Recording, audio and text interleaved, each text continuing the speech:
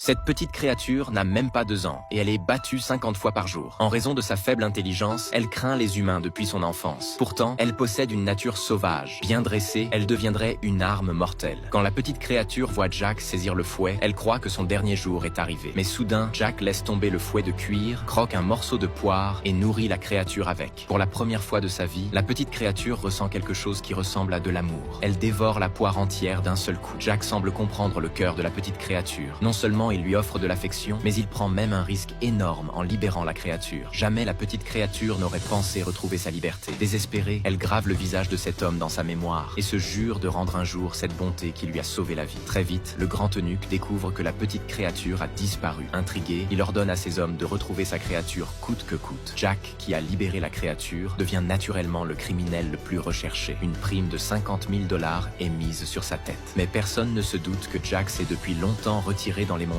avec sa femme et y mène une vie paisible, loin du monde. Mais cette idylle ne dure pas longtemps. Ce jour-là, les troupes gouvernementales repèrent la cachette de Jack et l'encerclent complètement. Mais Jack ne se rendrait jamais sans combattre. Il s'enfuit aussitôt avec sa femme. Devant eux se dresse une falaise abrupte. Il n'y a aucune échappatoire.